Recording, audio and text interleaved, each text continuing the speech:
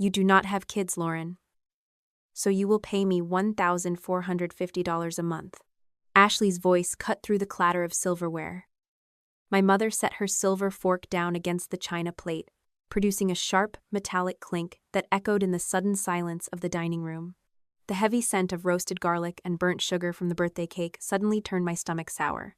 Ashley pushed a thick sheet of white paper across the linen tablecloth.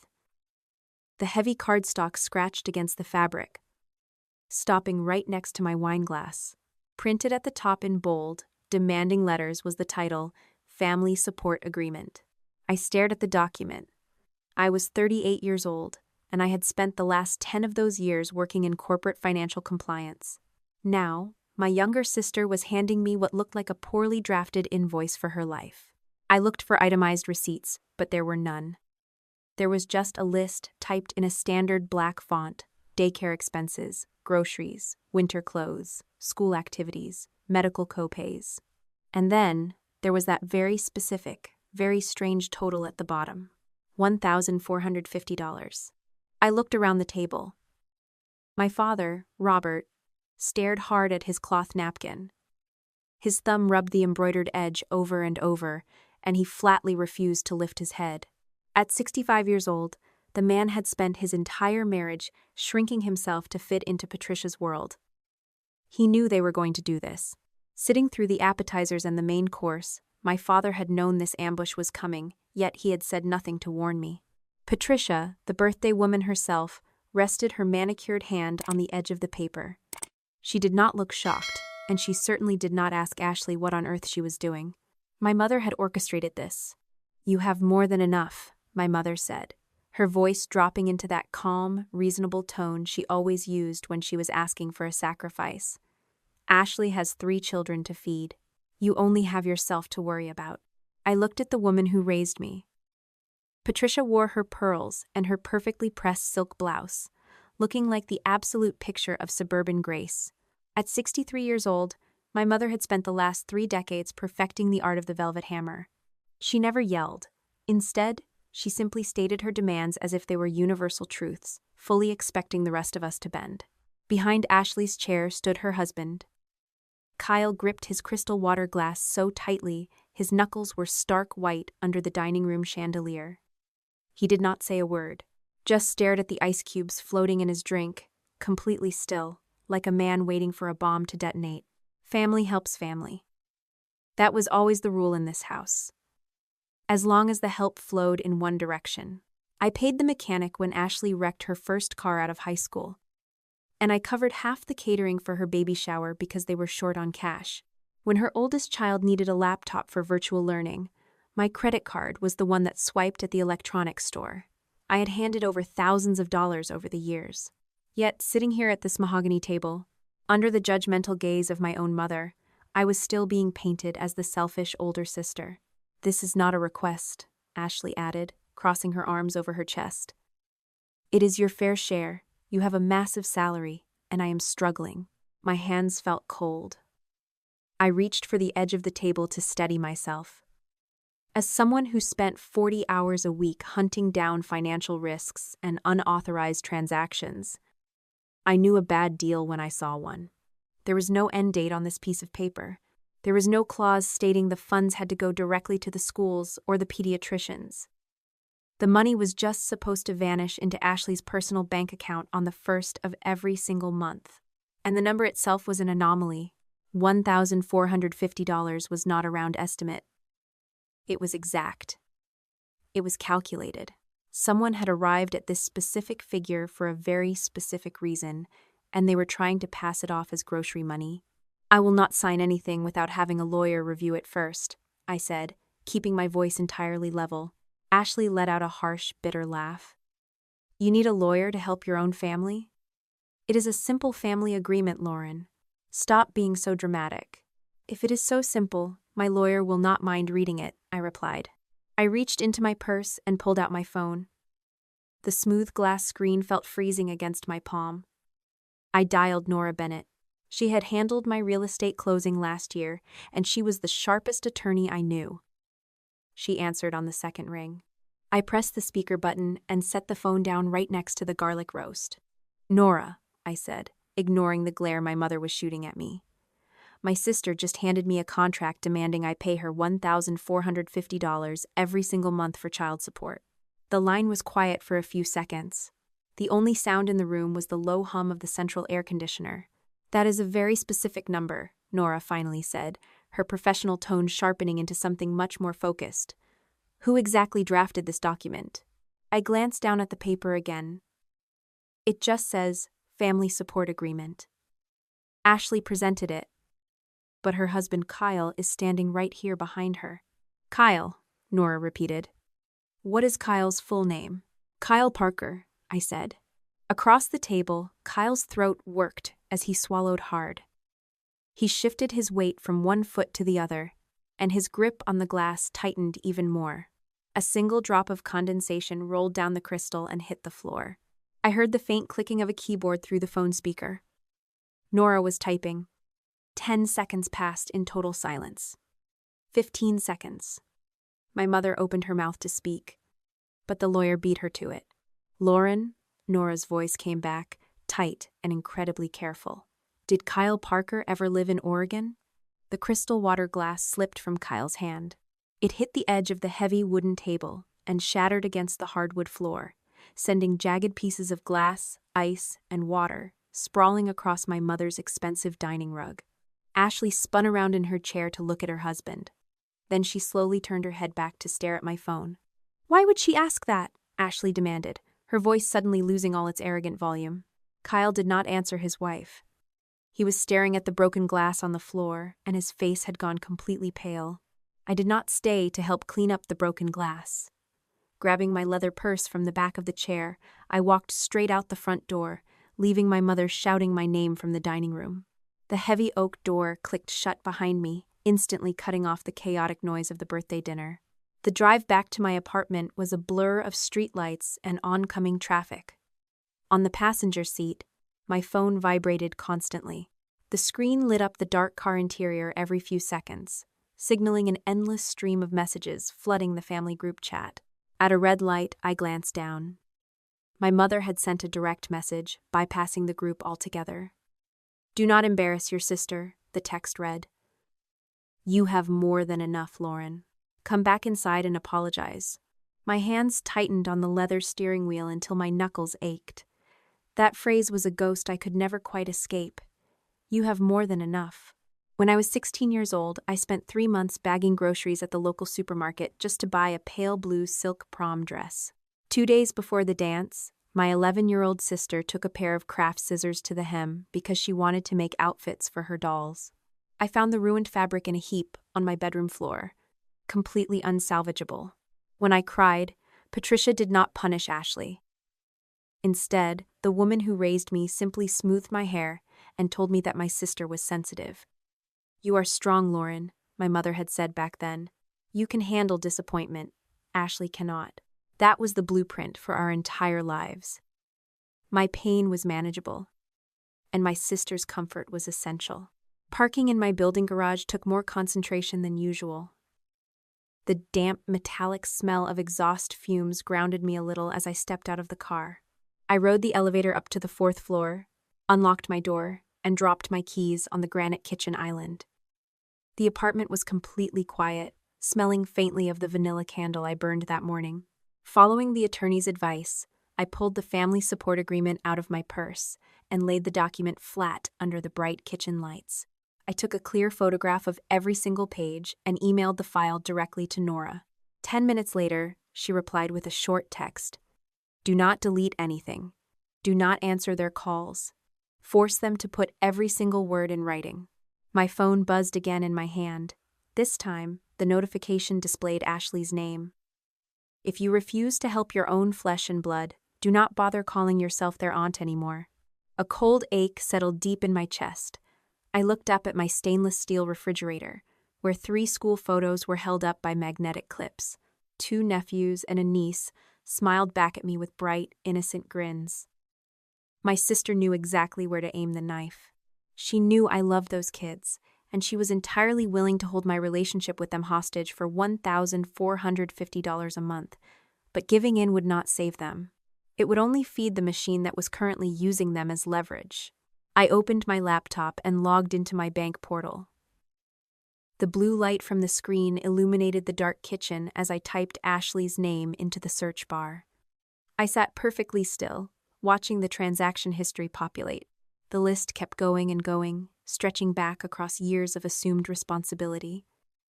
$500 for a summer camp deposit 2 years ago, $800 for a replacement laptop when hers broke, $200 for an emergency pediatric dental visit, birthday gifts, car repair deductibles, and grocery deliveries during tight months. I had subsidized her life for years. My family just never called it financial support because it came wrapped in a birthday bow, or disguised as a sudden emergency, or framed as a temporary favor. Just as I moved the mouse to close the browser, my phone rang loudly in the quiet room. Nora Bennett was calling back. I answered immediately, pressing the cold glass to my ear. "I need you to come to my office tomorrow morning," the attorney said. Her voice lacked the sharp, investigative edge from earlier, replaced by a heavy, deliberate calm. "Did you find something about Oregon?" I asked. Nora sighed quietly on the other end of the line. "I found something connected to Kyle. That specific number did not come from daycare costs, and it certainly did not come from Ashley's grocery budget."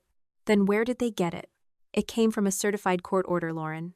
The morning sun glared through the floor-to-ceiling windows of Nora Bennett's downtown law office. The space smelled of expensive leather and black coffee, presenting a stark contrast to the chaotic, garlic-scented dining room I had fled the night before. Everything in this room had its exact place. The attorney sat across from me behind a massive mahogany desk, her hands folded neatly over a manila folder. "You asked about Oregon last night," I said, dropping my purse onto the empty chair beside me. Nora nodded slowly and opened the folder. "Before Kyle married your sister, did he ever mention living on the West Coast?" I tried to search my memory. Ashley and Kyle got married 5 years ago. During their brief engagement, my sister had mentioned a rough patch in Kyle's past. A geographical cure he had tried in his late 20s, somewhere out west, before moving back and taking a job in medical device sales. He never talked about it, and Ashley had proudly told everyone that she was the one who finally anchored him. "He lived out there for a short time," I answered, watching the attorney carefully. "Why does it matter?" Instead of explaining, Nora slid a thick, stapled document across the polished wood surface. The paper did not look anything like the cheap printout Ashley had pushed at me during dessert. This was an official legal record, bearing a county seal from the state of Oregon. My eyes scanned the dense text, snagging on the capitalized names. Kyle Parker was listed as the respondent. Right below his name was a woman I had never heard of, a petitioner named Marissa Cole, and then my breath caught completely. The document established paternal rights and financial obligations for a minor child, currently 6 years old. "Look at the bottom of the second page," the lawyer instructed quietly. I turned the page, my fingers feeling clumsy against the heavy stock. There it was, printed clearly under the monthly support obligation section. $1,450. The quiet hum of the office ventilation system suddenly sounded like a roar in my ears. I read the number 3 times, just to be absolutely sure. My brother-in-law was hiding a 6-year-old child from a previous relationship, maintaining an entire secret life operating in the shadows of his perfect suburban marriage. And now he was trying to use my bank account to fund his legal obligations. "Does my sister know about this?"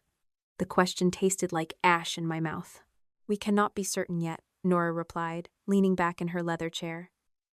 "But the agreement she handed you last night is not a coincidence. Someone took Kyle's exact court-ordered debt and tried to disguise it as your family duty." Anger flared hot and sharp behind my ribs. I reached into my bag for my phone, entirely ready to dial Ashley's number and shatter her pristine illusion of a husband. A firm hand covered mine, stopping the movement. Nora shook her head. "If you call her right now, you lose your advantage," the attorney warned. "If Ashley is a victim who truly believes that money is for her own kids, we need to prove it. If she knows the truth and is actively helping him hide assets, we need to prove that too. Let them talk. People who are desperate for money always reveal themselves in writing." I pulled my hand back, forcing myself to take a slow breath. And if I had signed that paper last night? Legally speaking, the family agreement might lack the proper consideration to be a fully enforceable contract, Nora explained, tapping her silver pen against the desk. You were not getting anything in return. But if you had put your signature on that paper, Kyle and Ashley would have gained tremendous leverage. They could have used it to file a civil claim, dragging you into court, forcing you to hire a defense attorney, and draining your savings through endless legal harassment. Refusing to sign was the only smart move. My phone vibrated on the polished wood surface. The caller identification displayed my father's name. Robert had been completely silent during the birthday ambush, staring at his cloth napkin while my mother directed the execution. I answered the call and put it on speaker so Nora could hear the conversation. "Lauren," my father said, his voice sounding thin and exhausted. "Please do not upset your mother anymore. Just come over, and we can work this out quietly. Family matters should stay in the family." I looked at the certified child support order bearing a stranger's name. "Dad, did you know what they were planning before dinner started?" The line went dead quiet. I could hear him breathing, along with the faint sound of a television playing in the background of his living room, but he refused to answer the direct question. His silence was a complete confession. My father had known the trap was set, and he had simply pulled out my chair to let me sit right in it. "Do not call me again today," I told the old man, and ended the call. Nora watched me place the phone face down on the desk. She reached back into the manila folder and pulled out one final piece of paper. "There is one more problem we need to address," the attorney said, pointing to a highlighted date on the new page. "This is a notice of enforcement from the Oregon Child Support Agency. Kyle received this warning letter last Monday, stating his wages were about to be garnished. Someone drafted your family agreement exactly 2 days later." Nora closed the manila folder and handed it across the polished desk. "Everything in writing from now on," the attorney instructed, her tone leaving zero room for debate. "Do not answer their phone calls. Make them type out their lies, Lauren." I nodded, taking the heavy file. 10 minutes later, sitting in my parked car outside the law firm, I pulled out my phone. My fingers hovered over the digital keyboard before typing a single, direct demand to my sister. "Explain what the $1,450 is actually for." The response arrived almost instantly. 3 gray typing bubbles danced on the screen, followed by a massive wall of defensive text. Ashley listed daycare tuition, winter coats, swimming lessons, and rising grocery bills. Not a single exact number accompanied her excuses. "Send me the invoices," I replied. "Show me a daycare bill for that specific amount, and we can talk." My sister's retort arrived completely stripped of any familial warmth. "You are so cold. You have no idea what it takes to raise a family because you only care about yourself." I threw the device onto the passenger seat and started the engine. Halfway to my corporate office, another notification chimed loudly over the radio. At the next stoplight, I checked the screen, fully expecting another insult from Ashley. Instead, a message from my sister's husband stared back at me. Kyle rarely texted me directly, and his sudden appearance felt completely calculated. "Ashley is incredibly overwhelmed right now," the message read, projecting a sickeningly reasonable tone. "Just help her out for a few months. You know how she gets when she panics about the kids." Sitting at the red light, a specific memory from the birthday dinner flashed through my mind. When Ashley pushed that contract across the tablecloth, Kyle had not bothered to read it. He simply stared at the hardwood floor, his posture rigid. A person does not ignore a legal document demanding money unless they already know exactly what every single word says. "Why exactly that number, Kyle?" I typed back, keeping my response entirely neutral. He did not answer immediately. 5 minutes passed, and then 10. The silence stretched out until I pulled into my office parking garage. Finally, a new message popped up. "That is what a real family costs," he wrote.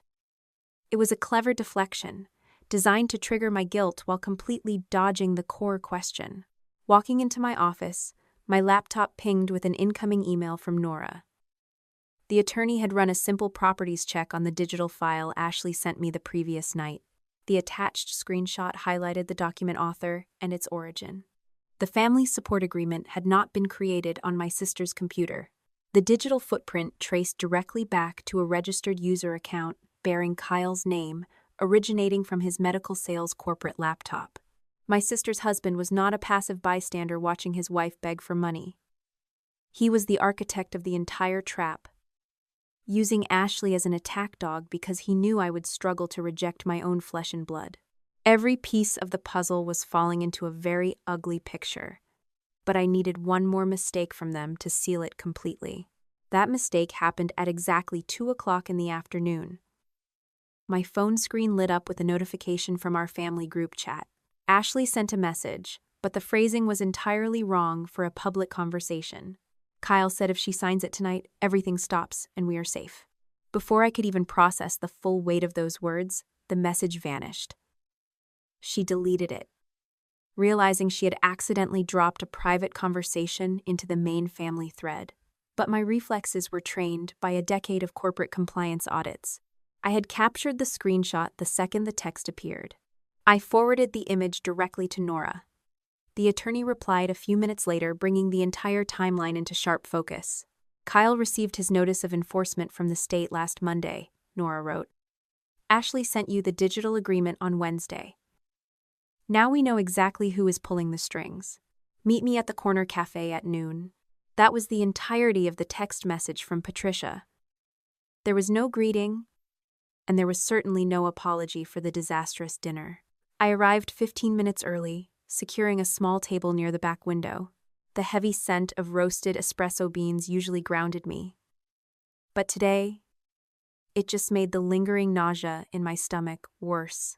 My mother walked through the heavy glass doors exactly on time. Her signature cream cardigan draped perfectly over her shoulders, and her gold jewelry caught the overhead lights. She ordered a vanilla latte, carried the ceramic mug over to my table, and sat down with the terrifying grace of a judge preparing to deliver a sentence. Your sister is struggling, Lauren, Patricia began, bypassing any normal pleasantries. She did not bother asking how I was doing. You have a large income, and you do not have anyone relying on you. This should not be a difficult decision. I looked at the perfectly manicured hands resting on the wooden table. Did you know what that money was actually for before Ashley put the paper down? The woman who raised me took a slow, deliberate sip of her coffee. Her eyes never left mine, maintaining that flat, unbothered stare she had perfected decades ago. It is for family. That is all that matters. That is not an answer, I said, keeping my voice low. Patricia sighed softly, acting as if I were a toddler throwing a public tantrum. You are the older sister. You have always been stronger than Ashley. You can absorb this. A tight, bitter knot formed in the back of my throat. You made me stronger because you left me absolutely no choice. Leaning across the small table, my mother dropped her voice into a conspiratorial whisper. She thought we were still playing by the old rules, where her quiet demands automatically became my unwritten laws. Ashley came to me crying last Wednesday. I told her to print that document and bring it to the birthday dinner. I promised her I would speak first, because I knew you would not dare cause a scene in front of your father and the rest of the family. The sheer calculation of it all hit me like a physical blow. The ambush was not a moment of desperate panic from my sister. The timing, the audience, and the emotional pressure had been meticulously designed by my own mother. She did not know about Kyle's secret child in Oregon, but she knew she was setting a financial trap, and she had used her own birthday to spring it. Nora's warning echoed clearly in my mind. Everything had to be in writing. Because of state consent laws regarding audio recordings, planting my phone on the table was a massive legal liability. I needed her to confess on the record, where she could not simply deny the conversation ever happened. I stood up, grabbing my leather purse from the adjacent chair. We are done here. Sit down, Lauren, Patricia ordered, her voice suddenly sharp. I walked out without looking back, leaving her sitting alone with her expensive coffee. Reaching my parked car, I locked the doors and immediately pulled out my phone. My hands shook slightly against the steering wheel as I typed out a direct message to her. I need you to confirm what you just told me in the cafe. You knew about that agreement before the dinner, and you planned the ambush to trap me into paying. I set the device on the passenger seat and waited. 5 minutes stretched into 10. While the silence dragged on, I opened my banking application. Navigating past the transactions involving my sister, I typed Patricia's name into the search bar. The results populated instantly, making my chest tighten all over again. Property tax reserves covered last winter. 6 months of bundled family phone bills. Deductibles for her auto insurance. I had been quietly funding my mother's comfortable suburban lifestyle for years, keeping their pristine facade intact. Yet she sat in a coffee shop, looked me directly in the eye, and called me selfish. The phone screen lit up. A new text from Patricia appeared. She was angry, and angry people always make mistakes. Yes, I knew, the message read. And I would do it again for your sister's children. If you make a big deal out of this and ruin our family, I will make sure those kids know exactly why their aunt abandoned them. She had just handed me the exact proof Nora requested. My mother had willingly weaponized my nieces and nephews to enforce a financial shakedown. Just as I took a screenshot of her threat, a second notification slid down from the top of my screen. This message did not come from my mother, and it did not come from the family group chat. It arrived from an unsaved number. Someone had sent me an image file without any accompanying text. I tapped the picture to open it. It was a screenshot of a private conversation, capturing a message Kyle had sent to Ashley days before the birthday dinner. "Your mom has to be there," Kyle's text read. "Lauren never says no to her." The unknown number blinked on my screen, holding Kyle's calculated words in a little gray bubble. "Your mom has to be there. Lauren never says no to her." I stared at the message until the backlight dimmed and my reflection appeared on the dark glass. Someone out there had access to my brother-in-law's phone records, or at least his private messages. I forwarded the image to Nora immediately and drove straight to her law office. The heavy glass doors of the firm offered a cold, air-conditioned sanctuary from the stifling afternoon heat. The attorney was already waiting in the main conference room, sitting behind a massive mahogany table that stretched out between us. The screenshot came from opposing counsel in Oregon, Nora explained, setting her tablet face down on the polished wood surface. I reached out to Marissa Cole's attorney this morning. They are preparing a massive enforcement action against Kyle, and they have been gathering digital evidence of his financial evasion. They found his text to your sister and forwarded it to us as a show of good faith. I sank into the leather guest chair. The room smelled of lemon polish and expensive dark roast coffee. They want something from us in return. They want exactly what we want, the lawyer corrected, leaning forward with a sharp, focused expression. They want Kyle to stop hiding behind his suburban facade. Marissa is willing to speak with you directly. No ambushes, no legal traps. Just a conversation between two women cleaning up his mess. My stomach tightened at the prospect. Reaching out to the woman my brother-in-law had abandoned felt like crossing an invisible, permanent line. Doing so would transform a messy family dispute into a formal alliance with a complete stranger. But remembering my mother sitting in that cafe, willingly weaponizing my love for my nieces and nephews to fund Kyle's secret life, washed away any lingering hesitation. "Make the call," I told her. Nora tapped the speakerphone button on the silver console sitting in the middle of the table. The line rang twice before a woman answered. "This is Marissa." Her voice sounded slightly raspy, completely stripped of any performative politeness. It was the tone of a person operating on 3 hours of sleep and endless cups of cheap diner coffee. "Marissa, my name is Lauren Miller. I am Ashley's older sister." A heavy sigh echoed through the speaker. "I know exactly who you are, Lauren. Kyle used to talk about your bank account like it was his own personal emergency relief fund. I guess he finally tried to tap into it. That single sentence dismantled years of carefully constructed family history. The man had been measuring my financial utility long before he ever stood at the altar with my sister. I looked across the table at Nora, who simply nodded for me to continue the conversation. He tried to make me sign a contract for $1,450 a month, I said, keeping my voice steady despite the anger flaring in my chest. He told Ashley it was for daycare and groceries. A dry, humorless laugh crackled over the line. "That is my court-ordered child support amount. He has not paid a single dime in 7 months. My son turned 6 last week, and his father sent a text message with a cartoon birthday cake emoji instead of a check." I closed my eyes, vividly picturing the 3 smiling children on my refrigerator door. Kyle played the devoted, deeply involved father at every single soccer game and school play in our town. The sheer hypocrisy of his dual existence turned my blood completely cold. How did this happen? I asked, needing to understand the timeline of his deception. Did he leave you when he met Ashley? We were never married, the mother in Oregon explained. The exhaustion in her voice deepened, pulling the ugly truth out of the past. Kyle and I dated for a little over a year. When I got pregnant, he promised to make things right. He talked about buying a house, setting up a college fund, creating the whole perfect package. Then he packed a suitcase for a supposed weekend sales conference and simply never came back. 6 months later, I saw a wedding photo on a mutual friend's social media page. He was marrying your sister. My nails dug into the leather armrest of my chair. Ashley knew nothing about this prior life.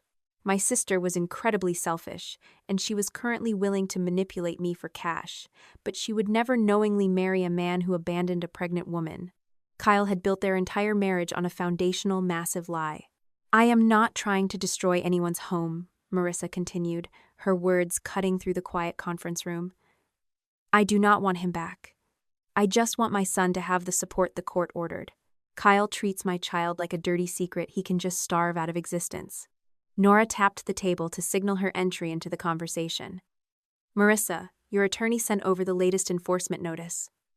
Can you confirm the exact date Kyle received the final warning about wage garnishment?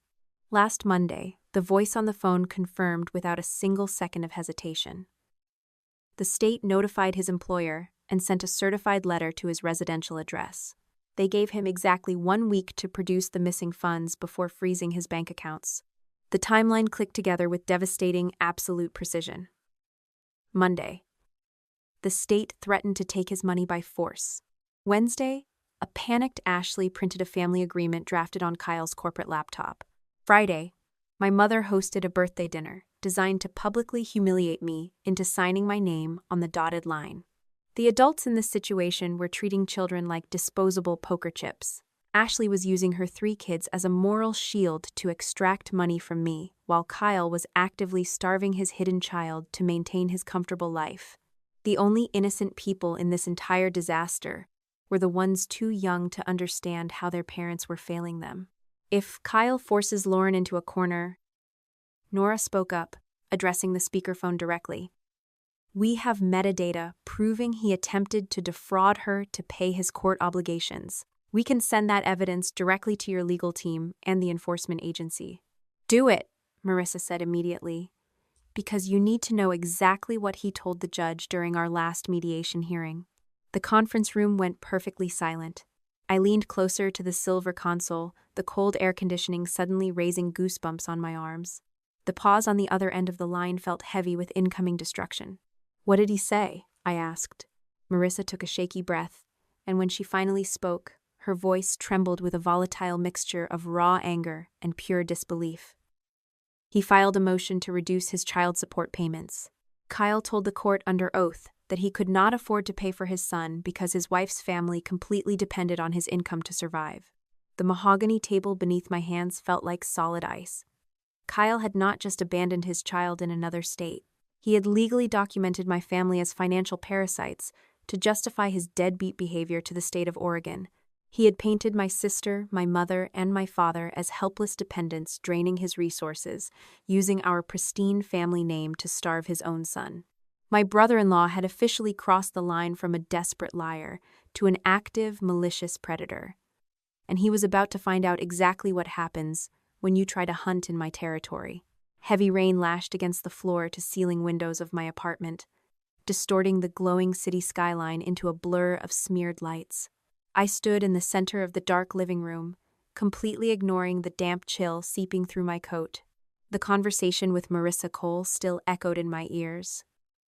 My brother-in-law had stood in a courtroom and legally labeled my entire family as financial parasites.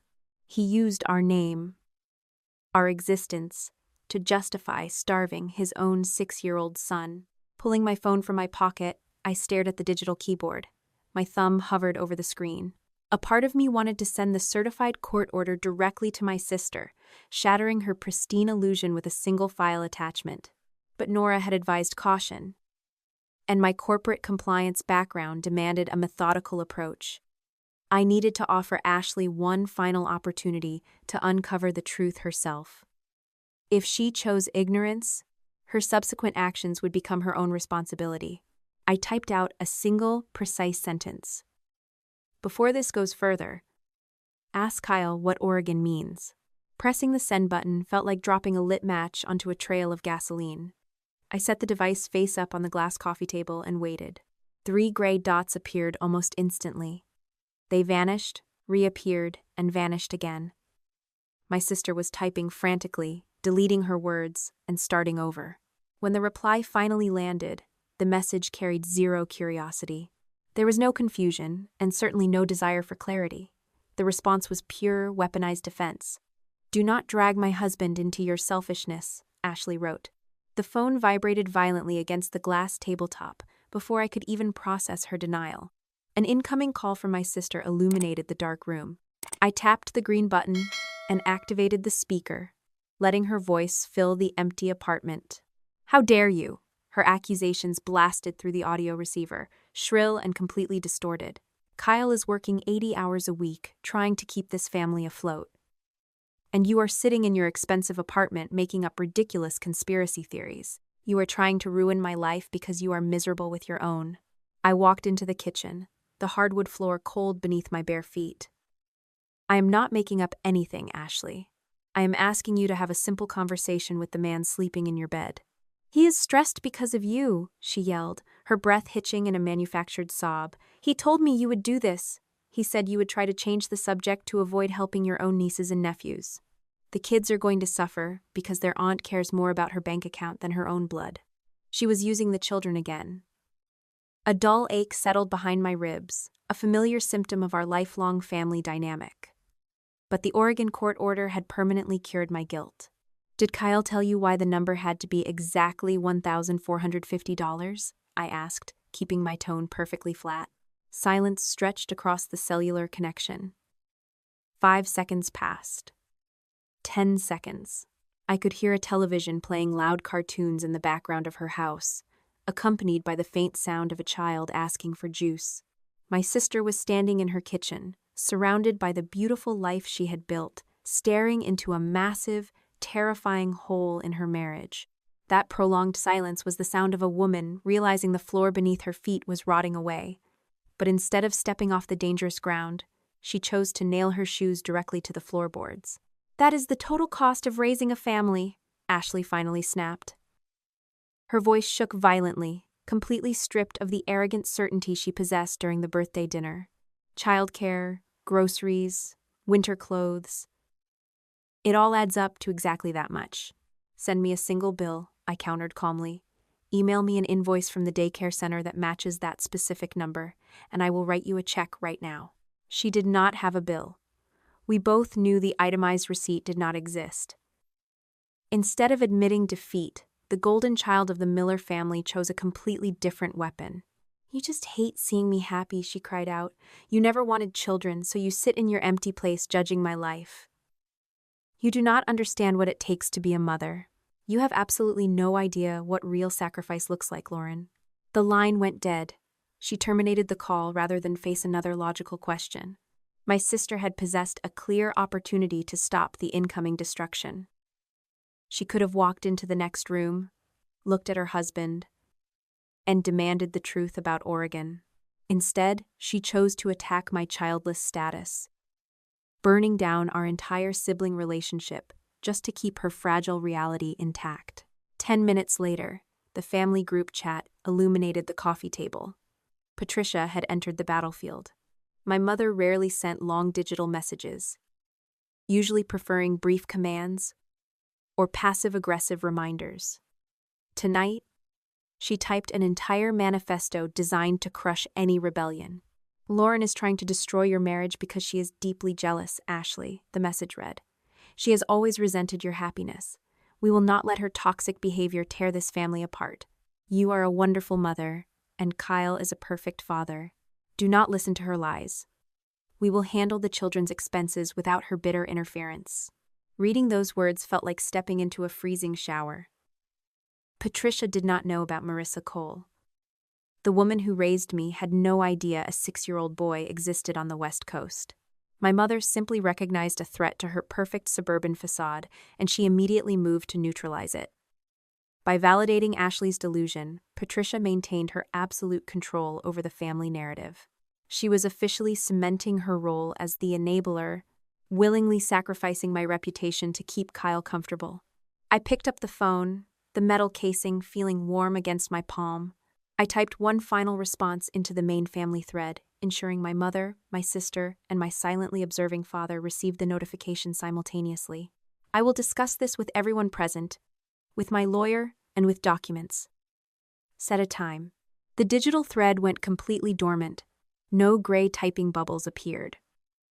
My father remained an invisible spectator, watching his family devour itself from the safety of his silence. Nobody dared to argue with the mention of legal counsel and physical evidence. A new notification disrupted the quiet apartment. A private message arrived from Kyle. The facade of the polite, overwhelmed husband had completely vanished, replaced by the desperate aggression of a cornered animal. "You do not know what you are doing," his text read. "If you hurt Ashley, that is on you." The threat was incredibly transparent. The architect of this entire disaster was trying to shift the blame for his impending exposure onto my shoulders. Kyle wanted me to believe that holding him accountable was an act of cruelty against my younger sister. He was banking on my lifelong habit of absorbing pain to protect Ashley from the harsh realities of the world. He genuinely thought I would back down to save her marriage. Taking a screenshot of his threatening message, I forwarded the image directly to Nora Bennett. The attorney had explicitly instructed me to gather every piece of written correspondence, and my brother-in-law was freely handing over the evidence required for his own destruction. My phone buzzed again, almost immediately. The incoming call screen displayed Nora's name. I answered the call, walking over to the large windows to watch the rain sliding down the glass. "Kyle just made his first mistake in writing," the lawyer said, her voice sharp with professional satisfaction. "We can use this to establish a clear pattern of intimidation." The mahogany table inside the law firm looked like a formal war room. Nora arranged 6 distinct manila folders in a neat row across the polished wood. The attorney moved with practiced precision, her manicured hands sorting through our accumulated leverage. We had the digital metadata proving Kyle authored the fraudulent contract. We had the certified child support order bearing Marissa Cole as the petitioner. We had the notice of enforcement from the state of Oregon. And finally, we had the printed screenshots of my family actively conspiring against me to extract those funds. "The order of execution is absolutely critical," Nora explained, tapping the heavy cardstock of the first folder. "If we throw everything on the table at once, they will panic and find a way to deflect the blame. We need to let Ashley and Patricia talk first. Give them enough rope to tangle themselves in their own narrative. Let them insist the money is strictly for groceries and daycare. Once they firmly commit to that lie out loud, we reveal the Oregon court document." I opened my laptop right there in the conference room and composed a new message. My fingers tapped steadily against the keyboard, drafting an email addressed to my mother, my father, my sister, and my brother-in-law. The text was entirely clinical. I requested a final meeting to discuss the family support agreement. The location was set for Nora Bennett's downtown office on Friday afternoon. No more ambushes in dining rooms smelling of roasted garlic. This event would happen on my territory, under the watchful eye of legal counsel. The first reply arrived before I even closed the browser window. Patricia responded with the predictable desperation of a woman losing control of her favorite puppet. "Family matters stay in the family," my mother wrote. "We do not need strangers involved in a simple misunderstanding. Come to the house." I highlighted her words, deleted the excess space, and typed a single sentence in return. That is exactly how this went on for far too long. I pressed send and closed the laptop, effectively ending the negotiation. The real shift in power happened 20 minutes later in the privacy of my parked car. I dialed the toll-free number for my primary banking institution. A pleasant customer service representative asked how she could assist me. My voice remained completely steady as I requested the immediate cancellation of 3 automated monthly transfers. Cutting off a lifetime of financial exploitation took exactly 4 minutes. I watched the confirmation emails populate my inbox one by one. The property tax reserve account for my parents was officially disabled. Patricia would have to pay her own auto insurance premiums starting next month. The bundled family cellular plan was permanently unlinked from my credit card. I did not make a dramatic announcement or send a threatening text. I simply closed the vault. However, I refused to punish innocent children for the sins of their parents. Staying on the phone with the bank representative, I established a restricted educational trust account for my 2 nephews and my niece. The parameters were incredibly strict. The funds could only be dispersed directly to accredited schools, licensed medical providers, or registered extracurricular programs. Ashley would never touch a single penny of that money. Driving back to my apartment, my phone rang through the vehicle audio system. The digital display showed my father calling. Robert had remained completely invisible during the entire digital crossfire over the past 2 days, quietly observing from the shadows.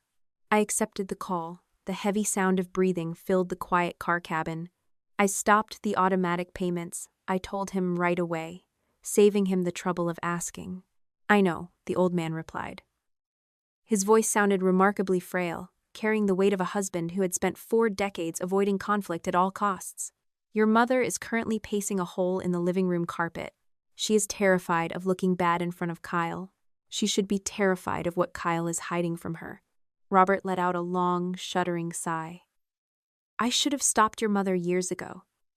When Ashley ruined your dress. When she demanded your savings for her wedding, I just sat there and let Patricia handle everything to keep the peace." He was apologizing, but it was an apology built completely on cowardice. My father still feared his wife's wrath more than he valued my dignity. He was acknowledging the rot in our foundation while firmly refusing to pick up a hammer to fix it. I ended the call without offering him absolution. The trap required patience. For 48 hours, I maintained total radio silence, ignoring the escalating notifications lighting up my phone screen. The following morning, I stood in my kitchen, pouring a cup of dark roast coffee when my phone buzzed with an urgent alert. Nora had sent a forwarded email marked with a high-priority red flag. Setting the ceramic mug down on the granite counter, I opened the attachment. The document was a formal letter of representation from an aggressive civil litigation firm representing Kyle Parker. The opposing attorney demanded I cease all communication with his client and threatened an immediate lawsuit for harassment and defamation. My stomach dropped for a fraction of a second before Nora's follow-up text arrived right below the threatening letter. "Good," the attorney wrote. "Now he has officially put himself on the record." Rain streaked across the thick glass windows of Nora Bennett's conference room, casting long gray shadows over the mahogany table.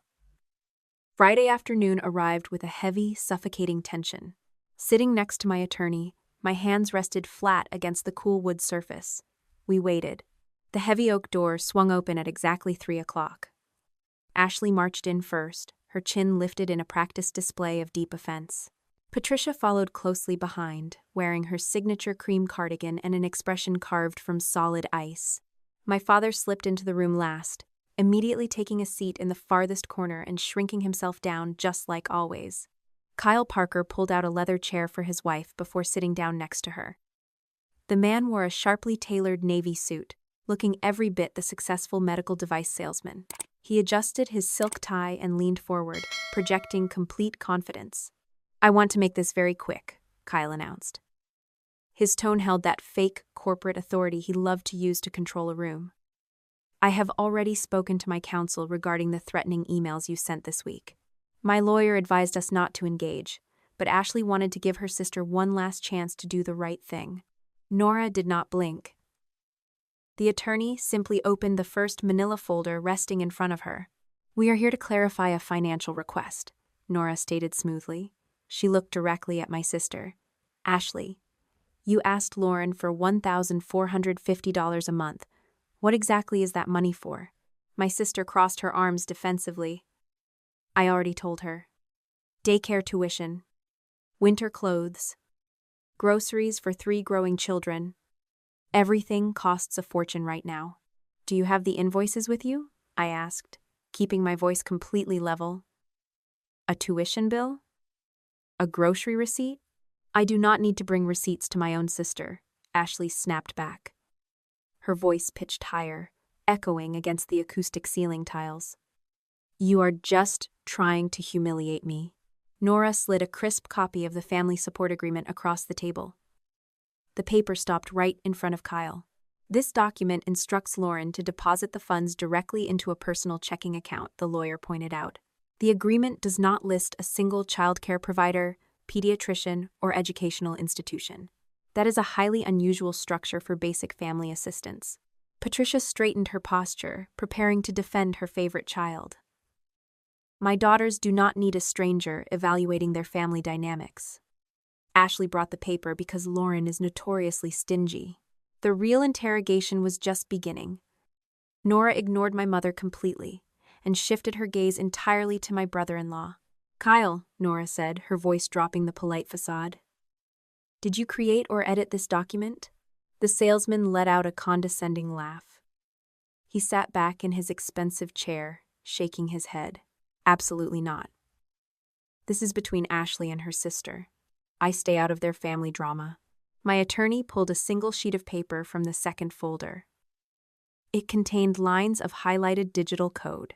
"That is fascinating," Nora replied, sliding the metadata report across the mahogany surface. "Because the digital footprint of that PDF file traces directly back to your corporate user account. The document was generated on your medical sales laptop exactly 2 days before the birthday dinner." The condescending smirk vanished from Kyle's face. His jaw muscles tightened, and his eyes darted toward the door. Beside him, Ashley looked confused, glancing back and forth between her husband and the paper on the table. "What is she talking about, Kyle?" my sister asked, her defensive armor cracking just a fraction. Before the man could formulate a new lie, Nora opened the third folder.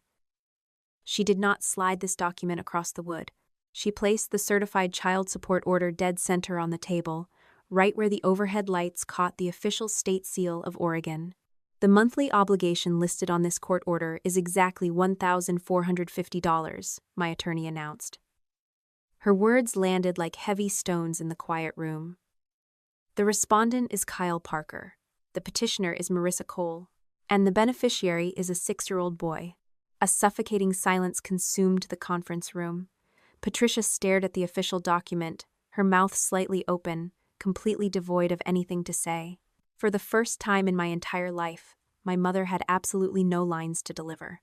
Ashley reached out with a trembling hand and pulled the paper closer. Her eyes tracked across the bold print, absorbing the impossible reality. The perfect marriage she loved to flaunt was built on top of a hidden child. "This is extortion," Kyle shouted, suddenly slamming his fist against the armrest. He pointed a shaking finger at me. "That woman is crazy. Marissa is trying to extort me, and Lauren is helping her destroy our family." The cornered animal was finally lashing out. His face flushed bright red, sweating under the polished veneer. Nora calmly retrieved the final piece of evidence from the active pile. The notice of enforcement hit the table with a soft, final thud. "The state of Oregon sent a final warning regarding wage garnishment last Monday," the lawyer stated, destroying his extortion narrative with surgical precision. "You received a threat from the government on Monday. You drafted a fraudulent family agreement on Wednesday. And you sent your wife to ambush her sister on Friday." My sister dropped the court order. The heavy paper fluttered down onto the table. She turned her entire body to face the man she married. "Kyle," Ashley whispered. Her voice sounded hollow, completely stripped of its usual demanding volume. "Who is Marissa Cole?" The medical device salesman looked at his wife, opened his mouth, and closed it again. He had spent 5 years crafting brilliant excuses, but facing a certified court document and a digital metadata trail, the man finally ran out of words. His absolute silence was the loudest confession in the room. Tears spilled over Ashley's eyelashes, ruining her carefully applied makeup. She covered her mouth with both hands, realizing the family support she so aggressively demanded was meant to fund her husband's secret life. The weapon she tried to use against me had just detonated inside her own home. Patricia finally snapped out of her shock. The older woman lunged forward, desperately trying to salvage whatever piece of the broken narrative she could grab. "Lauren, stop this right now," my mother pleaded, her tone shifting from arrogant command to absolute desperation. "Your sister is a victim here." Kyle deceived all of us. You cannot blame Ashley for a mess she knew absolutely nothing about. I looked at the woman who raised me. She was still trying to shield the golden child, instantly reassigning all accountability to keep Ashley perfectly innocent. Reaching across the mahogany table, I pulled the very last manila folder toward me. The thick stack of printed screenshots and banking histories waited inside. Then let us talk about what she did know, I said quietly, opening the cover. Let us talk about what both of you chose to do when you had every single chance to stop. The conference room felt entirely devoid of oxygen. Patricia stared at the new folder resting beneath my hands, the desperate defense of her golden child dying in her throat. My mother wanted to pin every single consequence on Kyle, neatly severing his deception from her own intentional cruelty. I refused to let that happen. Pulling the first printed screenshot from the stack, I slid the glossy paper across the mahogany table. "You have to back me up," I read aloud, making sure every syllable carried the weight it deserved. "If you say it is family duty, Lauren will cave." Ashley squeezed her eyes shut. Fresh tears cut tracks through her foundation, but the weeping elicited absolutely zero sympathy from me. My sister had typed those exact words while actively planning to use her own offspring as a financial weapon. I placed a second piece of paper right next to the first. This one belonged to the woman who raised me. "Bring the paper," my mother's text message glared under the overhead lights. "I will speak first if Lauren argues." "You claimed you just wanted to help your grandchildren," I said, looking directly into Patricia's eyes. The older woman shifted uncomfortably in her leather chair, her pristine posture finally crumbling. "If this was truly about the kids, why did neither of you insist the funds go directly to their school or their pediatrician? You wanted a cash deposit, and you were willing to publicly humiliate me to get it." Reaching back into the folder, I produced a thick spreadsheet documenting 5 years of banking history. The highlighted rows detailed summer camp deposits, replacement laptops, emergency dental visits, and auto insurance deductibles. I pushed the entire stack toward my family. "At that birthday dinner, you stood right there and told me I was selfish," I continued, my voice steady and cold. "You claimed I had no idea what family meant. You do not have kids, Lauren, so you will pay me. That was your exact argument." My sister buried her face in her hands, her shoulders shaking violently as the reality of her broken life crashed down around her. "I do not have kids," I told her, the anger finally bleeding out into profound exhaustion. "That is why I will never use yours as an excuse to steal. Family helps family, Ashley." And I did. For years. You just never called it help when it came from me. Silence dominated the room. Kyle stared at the floor, completely defeated, while the two women who had tormented me finally recognized the absolute end of their reign. Nora Bennett folded her hands neatly on top of her desk. The attorney delivered the legal killing blow without raising her voice.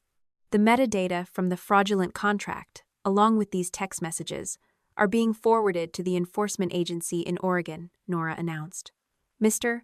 Parker, you can expect an aggressive wage garnishment to begin immediately. You will no longer use your wife's family to dodge your legal obligations to your son." The medical device salesman closed his eyes. The perfect suburban facade was completely dead, and the financial consequences were unavoidable. Ashley looked up, her mascara smeared across her cheeks. The golden child suddenly looked incredibly small. "Lauren, my marriage is over. Kyle has ruined everything. Please, can you just help me out for a little while until I figure this out?" "I set up a restricted educational trust this morning," I answered, establishing the permanent boundary. "I will pay for their school activities, and I will cover their medical needs directly at the provider's office. But you will never touch my money again, and I will never attend another ambush dinner at that house." 3 weeks later, the autumn air carried a sharp chill through the city streets.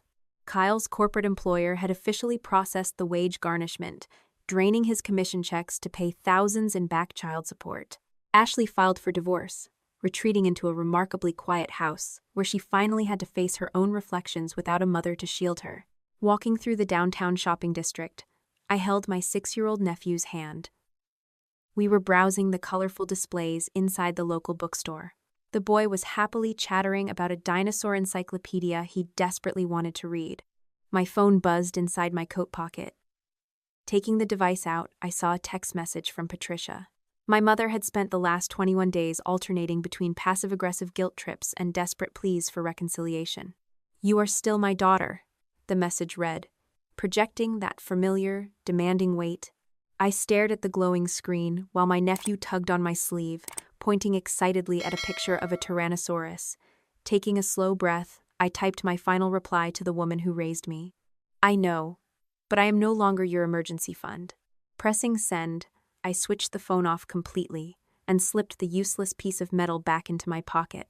I turned toward the checkout counter, handed the cashier my credit card to pay for the books directly, and walked out of the store with my nephew.